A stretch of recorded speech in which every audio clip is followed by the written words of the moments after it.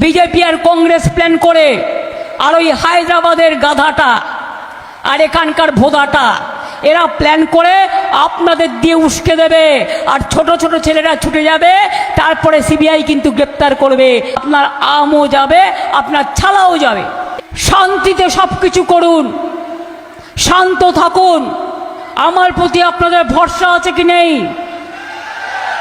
বিশ্বাস আছে কি নেই? আস্থা আছে কি নেই?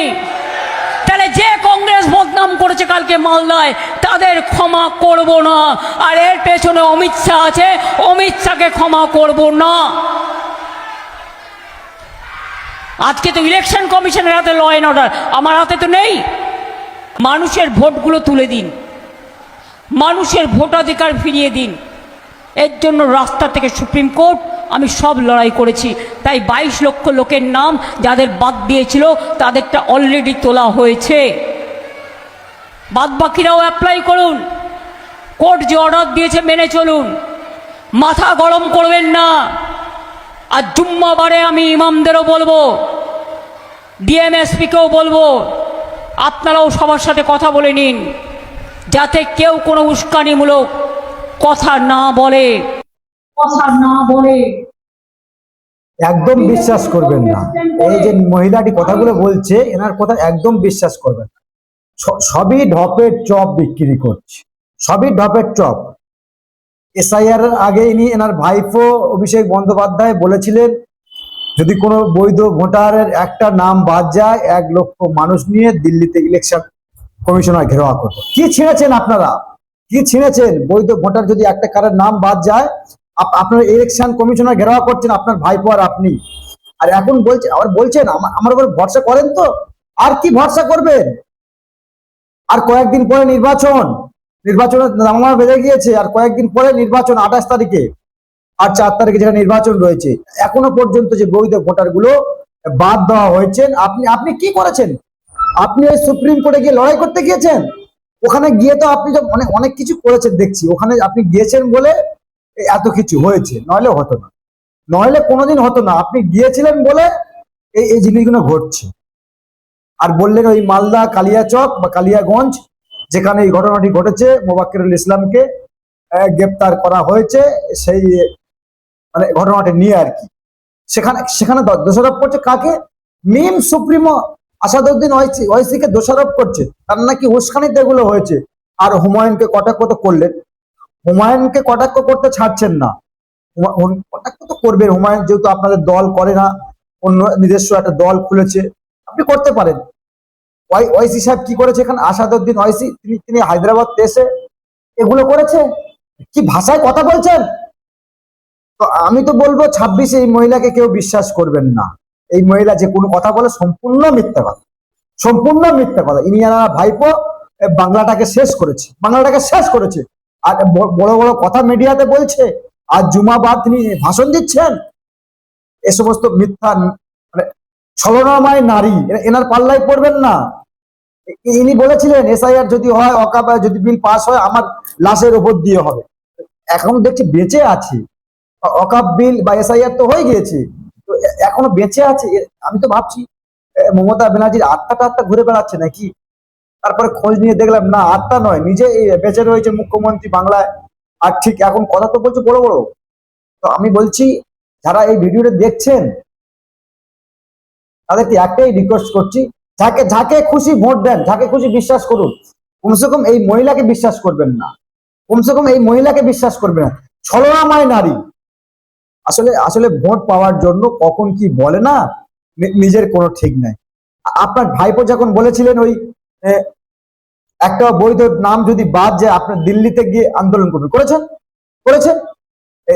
চিনে রাখুন, এই মহিলা বলেছিলেন ওয়াকফ নিয়ে যদি কেউ গুলোগুলি করে আমার থেকে খারাপ কেউ হবে না। ওয়াকফ নিয়ে যদি গুলোগুলি করতে হয় দিল্লিতে গিয়ে গুলোগুলি করুন। এবার তো অনেকেই বলছে দিদি সামনে তো ভোট আসছে, ভোটের দামামা বেজে গিয়েছে, আপনি ওই ভোটটা চাইবেন না, প্লিজ চাইবেন না।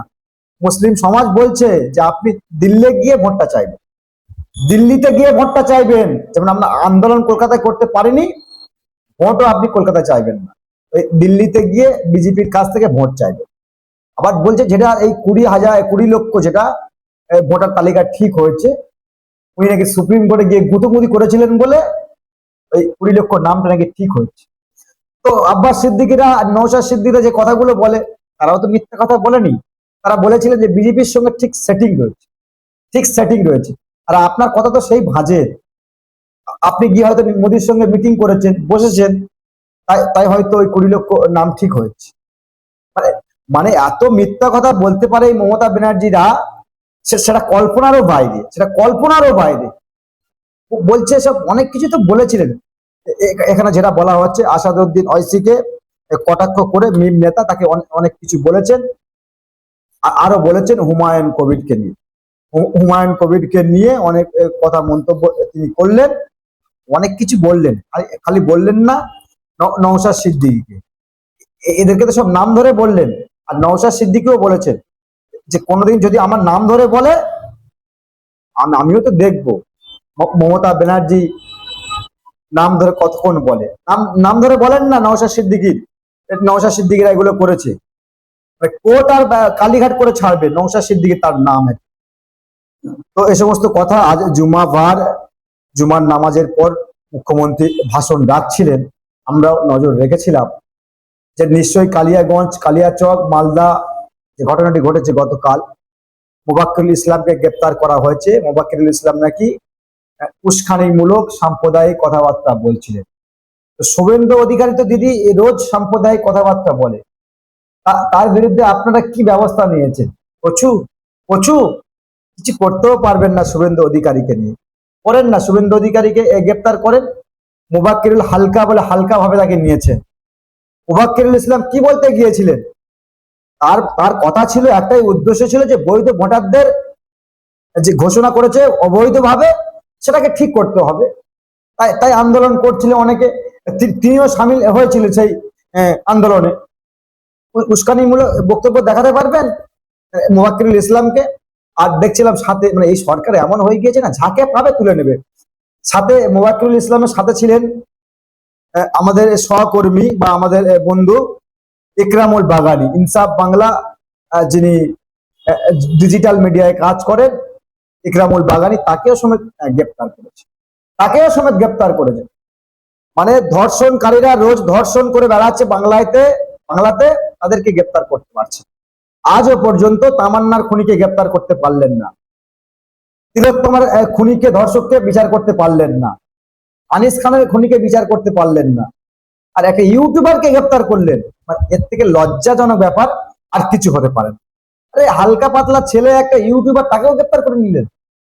সেও উস্কানিমূলক কথাবার্তা বলছিল নাকি?